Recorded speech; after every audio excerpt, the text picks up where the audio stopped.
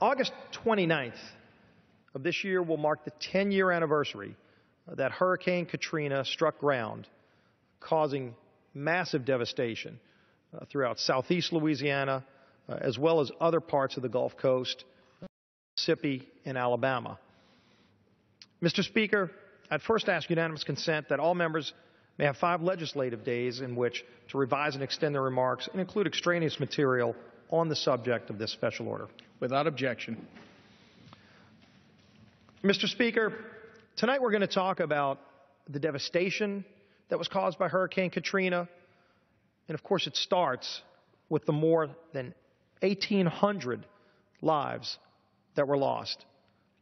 People from Louisiana, Mississippi, Florida, Alabama, and Georgia who all lost their lives through this devastating storm. But, Mr. Speaker, we're also going to talk about something else. That's the strength and resiliency of the people of the Gulf Coast who persevered, who rebuilt, and ultimately, Mr. Speaker, we're going to talk about the recovery of the people of the Gulf Coast from this devastating storm. Speaker, so much of the national attention on Hurricane Katrina focused on the city of New Orleans, and we all remember the pictures, the visuals of people that were displaced, of flood waters that sat in many cases for 2 or 3 weeks. But then, of course, we also remember the many things that happened along the way for people who rebuilt, who came back, who persevered. My colleague and friend who represents the city of New Orleans along with me obviously was deeply involved in a lot of those recovery efforts. The devastation and those 1,833 lives that we lost throughout the Gulf Coast still live with us. We still remember the people that gave their lives, that lost their lives in this devastating storm.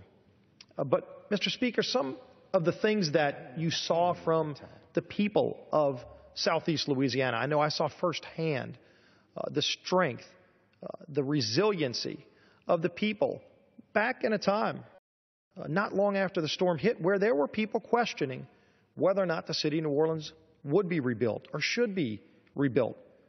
You saw that conversation start around the country. But, Mr. Speaker, that didn't last long before you saw the nation come together and make a commitment.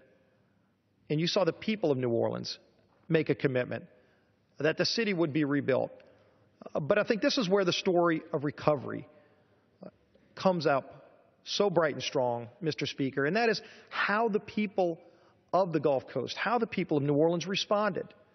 People didn't say they were just going to rebuild what was broken. You saw people demanding, Mr. Speaker, that we rebuilt better, stronger, more efficient.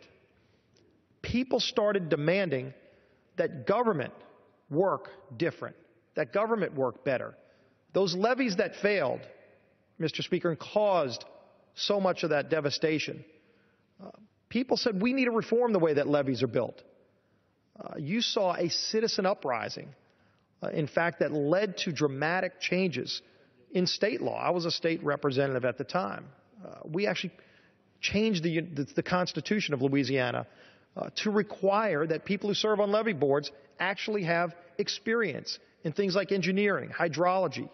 You saw groups, citizen groups like Women of the Storm emerge, where over 50,000 people signed a petition not long after that demanded that laws be changed, Mr. Speaker, to make those kind of reforms in levee boards. And when you look at the levees that were rebuilt today, with the help of our colleagues up here in Congress, and the work of FEMA and other agencies, when you look at those levees, they're dramatically better. The flood protection systems are better in southeast Louisiana. It didn't happen by accident. That happened because the people demanded those kind of changes. You look at the political reform, and as we all know, every state's got its problems. But Louisiana had a bad history of political corruption going back over 100 years. And the people of Louisiana demanded a better political system. You actually saw citizens picking up the telephone, calling the FBI if they saw an ounce of political corruption. There became a zero tolerance for political corruption. In the city of New Orleans and the surrounding regions, people went to jail. But it was because the public said, we demand better. And ultimately, that helped lead to the recovery that we see today, 10 years later. Just look at the school system, Mr. Speaker. Before Katrina struck, New Orleans had one of the most failed and corrupt public school systems in the country. There were kids that were graduating. We had a high school valedictorian who couldn't pass the state exit exam. After Katrina, again, people said, we're going to rebuild, but we're going to demand a better public school system. And you saw sweeping reforms move through the state legislature, setting up a system of charter schools in the New Orleans area that are now touted as the model for reform for urban education systems. That didn't happen by accident. That happened because the people demanded better from government. We saw government fail at every level, federal, state, and local. And it's well documented.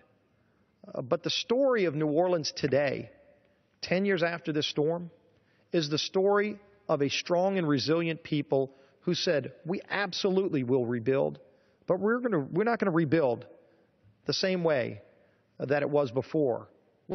Flaws and problems that existed. We're going to demand better. And you can see better today. You can see the recovery. It's not over. There's still some neighborhoods that are working to rebuild. But there are so many neighborhoods that are stronger today, that are more thriving today. Young people coming in from other states to be a part of this renaissance, to be a part of this recovery. It's an exciting time to be in the New Orleans region today. But obviously, as we reflect upon the devastation of Katrina 10 years ago, we know how far we've come and how much it took people pulling together, working with groups like the Pastors Resource Council, pastors from all around the country that came together to say that while government had its failings, individuals, communities came together, churches came together, faith-based groups stood up like we've known that they do in so many other disasters to help get food to people, get shelter to people, and help people recover. So we obviously reflect on and pray for the lives that were lost and remember the devastation that was so horrific. But we also celebrate the recovery that is still so evident in the people of Louisiana